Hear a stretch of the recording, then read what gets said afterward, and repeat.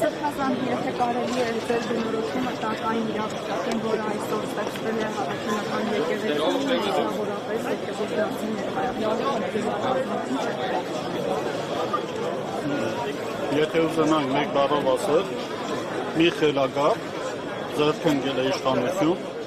եւ ուզում է հպատակեցնել եկեղեցին։ Եկեղեցին դարձնել իրեն հնազանդ գործիք։ Բայց ցավոք սրտի չի ստացվելու իր մոտ եւ չի հաջողվելու։ Եկեղեցին երբեք որևիցե մեկի գործիքը չի եղել եւ կից կառույցը չի եղել։ Մեր ժողովրդին ասելու, նաև այն ժողովրդին, որոնք օրինակ այսօր եկել էին եւ փորձում էին վերման ենթարկել Սրբազան հորը, խոսքը ոստիկանների, աշխատակիցների մասին է, իրավապահների, որոնք իսկապես իրավապահների թե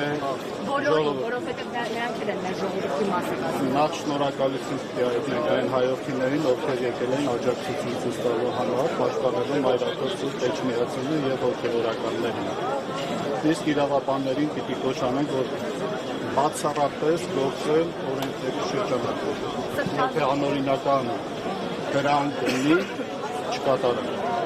Որովհետև հետագայում պիտի պատասխան տան դրանց համար։ Այսօր օրինակ շատ ոստիկաններ լաց էին։ Մարդիկ ասում են, որ մենք տեղյակ չենք, թե ուր են մեզ դրել։ Եվ արդյունքները գնում էին իրենց աշխարհից։ Փաշինյանը շարունակում է ուսումնասիրող հայտարարություն։ Իրեն Մայրաքաղաքի խորհուրդը շատ լավ գիտեր, բայց տեղյակ չեն եղել, թե ուր են բերում։ Մամուլը գրում էր, որ նաև հրամանվել է իշխանությունը, որպեսզի ձեզ կալանավորեն, ձերբակալեն նաև Այստեղ են թող ձերբակալեն։ Եթե ես այս երկրի թիվ 1 սպառնալիքն եմ, կարծեմ թե իրանք էլ չէ, ես գիտենամ աստված։ Եթե իմ գնալով այդ սպառնալիքը դիվերանա երկրին մինչև 15 թվականը իրենք ինչ էին անում։ Հայական է լինելու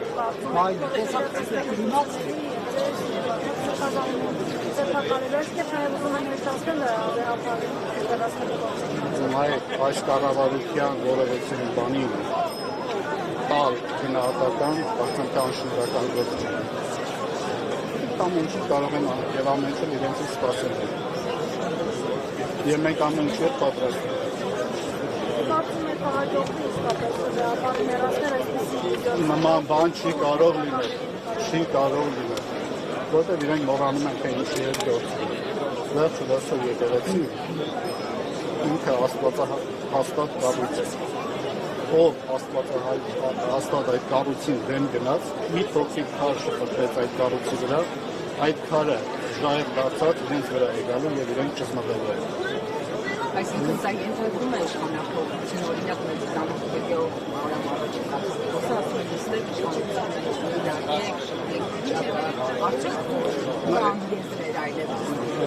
Ինչպես բոլորն են նկատել, ոչ մի եզր չկա իրենց հետ քննարկելու որևէ բան։ Եթե իրենք զրծած լինեն եկեղեցու հետ կապված, անգամ հայրենիքի հետ կապված իրենց շատ անգամներ հրապարակային ձև մեկնվել են, որ նման նստեն նման հարցեր քննարկության համար։ Բայց այդ հրավերը մինչև այսօր պատասխան չի եղել իրենց կողմից։ Բայց իրենց նպատակը դա չէ, իրենց նպատակը արտադրություն դադարել է։ Ինչ որ աշխարհաքաղաքական կենտրոններից իրենց հրանք է տալիս եւ իրենք շատ գեղեցիկ, շատ գերազանցիկ ուսանողից կատարում են իրենց հրանքը։ Բայց իրենք մի բան չեն հաշվել, որտեղ որ դա հավատի մասին իրենք չեն կարող որևէ մեկը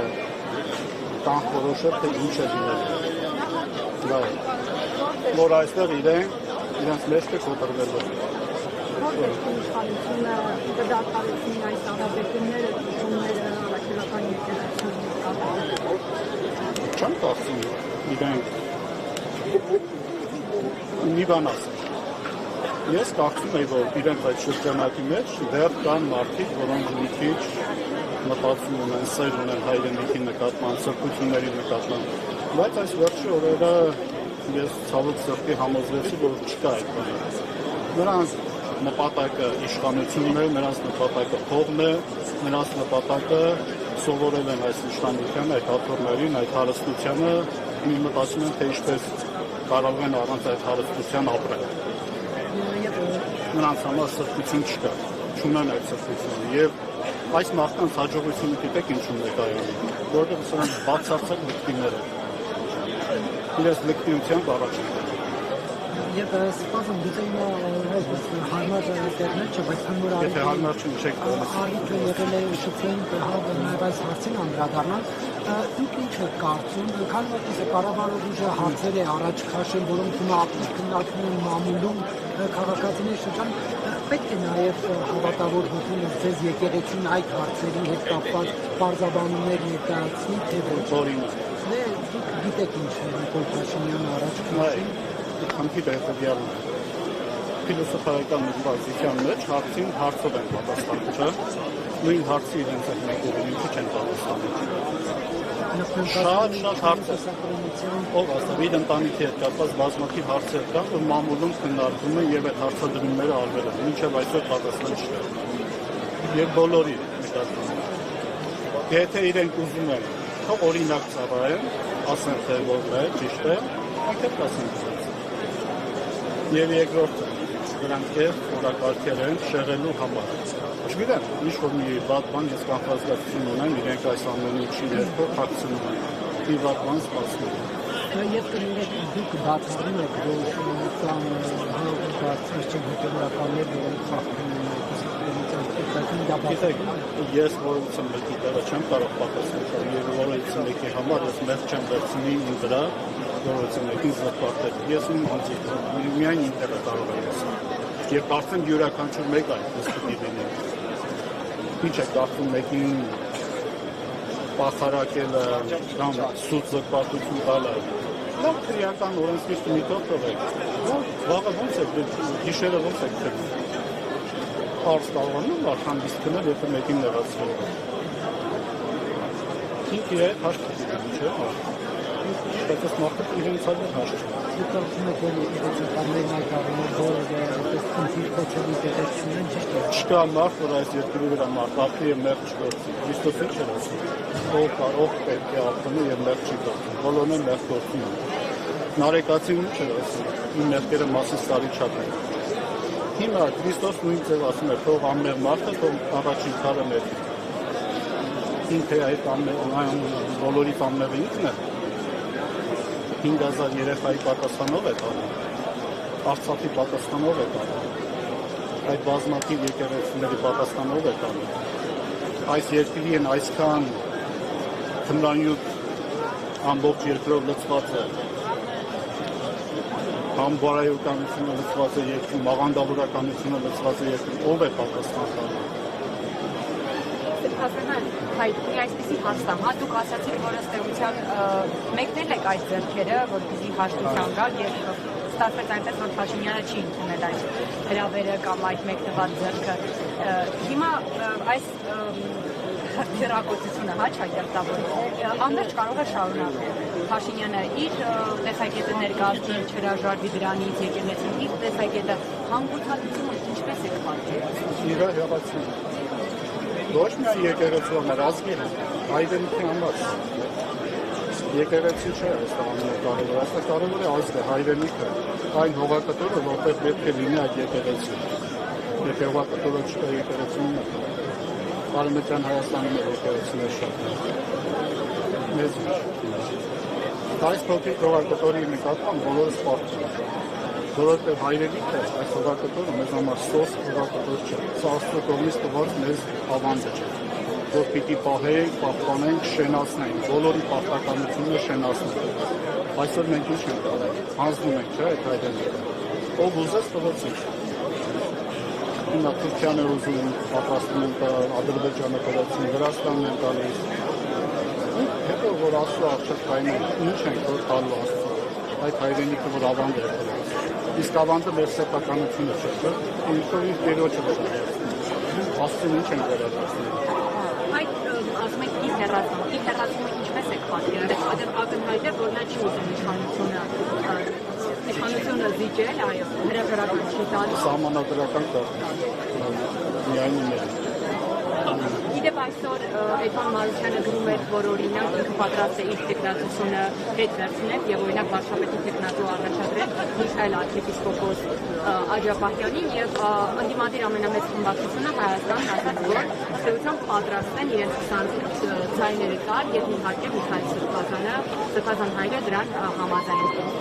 Արդեն եղել է քննարկում, ինչ պատմում։ Երբևիցե եկեղեցին նման քննարկում չի եղել, երբևիցե եկեղեցին իշխանություն ունենալու խնդիր չի ունեցել։ Ընդհակառակը եկեղեցին միշտ հայտ չի ներկայացրել իշխանություն ձևավորելու եւ իշխանության ուժ լինելու։ Եկեղեցին ունի իր իշխանությունը, եկեղեցին ունի իր առաքելությունը, իր առաքելությունը բարձրապես այս ժողովրդի կյանքից իր դեպի անմարություն մարդկանց ճանապարհը։ Սա քաղաքական գործառույթ է, որ պետք է անեն քաղաքական հայտ ներկայացած կուսակցությունները։ Եկեղեցին նման բաներ չի։ Ես կարծում եմ, որ եկեղեցին միջում նման բան չի եղել, որ Սրբազանը ինքը իբրև անած կարող է բան անել, ընդառաջել այդ բանը, բայց եկեղեցին որտեղ երբևիցե եկեղեցին չի ցանկանում աշխարհի իշխանություն ձեռքը վերցնել, որտեղ եկեղեցին ավելի բարձ,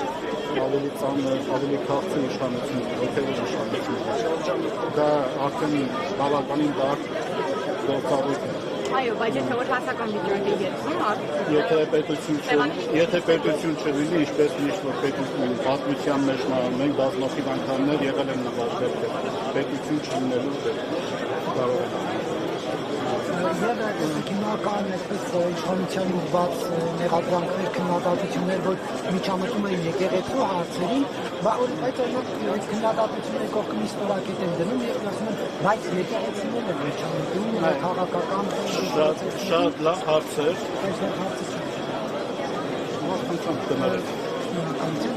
Դուք չեք կարծում, որ եկեղեցին օրինակ որոշ քաղաքական պրոցեսների վերաբերյալ հաջողություններ անելով այդպես քաղաքական գործընթացների մասնակից է դարձել։ Միանշանակ ոչ։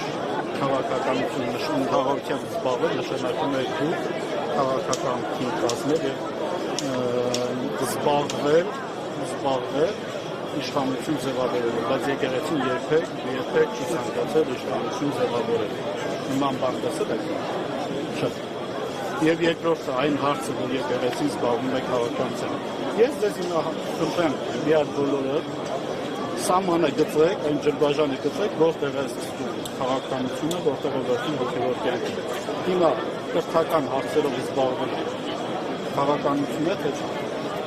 Սոցիալական հարցերով զբաղվել քաղաքականություն է, թե չէ։ Տնտեսական հարցերով զբաղվել։ Լավ են դավաճանի ձեռքը բռնել եւ ասել, այս ինչ է սա, ստոպ կանգնի։ Քաղաքականությունը, որսական պահ է, որ պարտականություն է յուրաքանչյուր մեկ հայի։ Եվ սա քաղաքականությամբ զբաղվել չէ, սա յուրաքանչյուր մեկ անձի պարտականությունն է։ Վարչապետի հրաժարականը պահանջելու գործընթացը ընդունել քաղաքականությամբ զբաղվել չէ։ Չէ։ Ես ասում եմ, քաղաքականությամբ զբաղվել նշանակում է հայտ ներկայացնել քաղաքական ուժ ձևավորելու եւ իշխանություն ստանալու։ Չէ, ոչ չէ։ Սահմանադրական այդպես է։ Հիմա դուք ինչքան ասեք այո, թե չէ։ Բայց եկեղեցին երբեք ուժ նման հայտ չի ներկայացնում։ Հրաժարական պահանջը։ Հրաժարական պահանջը, բնական պահանջը, որ մարդու ձեռքը բռնում ես, ասում ես կանգնի, բավական է։ Որդ տնից չես ների այդ ամենը, որ տենց հեշտությամբ նվիրում ես։ Բայց եկեղեցին այլ եկեղեցին հետևորդներն ու հավատում են այն որ դա այդ կերպ է վերաբերում այդ հարցին։ Նման բան չկա։ Նման բան չկա։ Ընդհակառակը հոգեոր դիշտ պահանջում է եկեղեցականի խոսքը։ Շատ հաճախ ասում են, ինչու չեք խոսում։ Մեզ նույն այդ հաստատողները այն ժամանակ օրինակ ԿՊՑ գնդի գրառման ժամանակ չեն ասում, ուր են հոգևորականները։ Թե հոգևորականները փողոցում են, բոլորն էլ տեսնում են։ Հիմա բոլորը նույնն են ասում, ուր են հոգևորականները։ Անկամ այնքան են լքի ասել, մի քանի օքի օրինակ այս վերջերս հեռուստատեսությամբ ասում էին 44 օրյա պատերազմի ժամանակ հոգևորականները ուր են։ Այնպեսի մարդիկ են ասում, որ փախած են երկրից։ Հիմա այդ մարդկանց ասած լուրջ պիտի ընդունել։ Ես իրանց եմ հարցնում, ուր է Հայր Մկրտիչը, ուր է Նարեկ Սարգսակը, ուր է Ռուստամ Սարգսակը, ուր են մնացած տղերքը, մեր եկեղեցիները։ Այդ նույն մարդիկ, որ նման բաներ են ասում, եւ հերոսացած կանգնում են լրատվության առջև եւ բացահայտումներ են անում իրենց տունները։ Ասում են, երբ հավատավոր դեպին ծեծում էին իրավունքներն էին խախտում, քվեն էին կեցում, այդ ժամանակ ինչու եկեղեցին չէր քննադատում իշխանությանը։ Նայեք, դարձյալ այդ ասածի մեջ կեղծիք կա։ Կարող են գնալ եւ ակտիվը բացել եւ տեսնել եկեղեցին միշտ հայտարարություններ արել։ Ամենախիստը 2000 թվականին եկեղեցին կայնացել են, հոգեվորականները կայնացել են։ Միքայել Սրբազանի ոտքի այնտեղ գրեթե կոտրում էին։ Եվ շատ հոգեվորականները ինչպես են ասում, որ մարդու եղել։ 5 անգամ մայրաթորը հայտարարություն արեց այդ դեպքում։ Բայց չի կարելի այս մոռանալ անցյալը եւ կարծեք թե 3 օր անցել է եւ ոչ մի բան չի եղել, ոչ մեկ հիշողություն չունի, կարող է մարդիկ հիշողություն չունեն, բայց եկեղեցին ամենահին կառույցն է եւ ունի հիշողություն։ Այդ հիշողությունը ոչ մեկ չի կարող իր ձեռքից անել։ Եկեղեցին այդ բաները պատկերում ուսակցություններ, որովհետեւ ինքն ունի հիշողություն։ Երբ տասնյակ հազարավոր ներկայացուցիչներ հաղթականության ամենականության բարձրով արտագաղթում էին ինչով Քոչարյանի սենսացիալի զգոնության կոչ չեր արվում ներկայացուցիչների վերաբերյալ հայտարարություն Քոչարյանի ժամանակ մենք ունենք Արցախ, ունենք հզոր բանակ։ Եկեղեցին բազմաթիվ տեսակի սոցիալական գործունեությամբ է զբաղված։ Իսկ փոխանակ դուք գնացեք, տեսեք թե եկեղեցին ինչու է զբաղվում։ Բայց առաջ պետք է միայն նայեք եկեղեցին սոցիալական ծրագրերը կանացրել։ Հայտարարություններով չէ, հիմա ասեմ ապրիլ 13, բայց թվականը չկսում Բաղարամյան պողոտայի վրա հարձակումը որ եղավ։ Գնացեք կարդացեք եկեղեցու հայտարարություն։ Ամենախիստ հայտարարություններ։ Չեք ուզում, չեք կարդում, դա է խնդիրը։ Շնորհակալություն, բավական։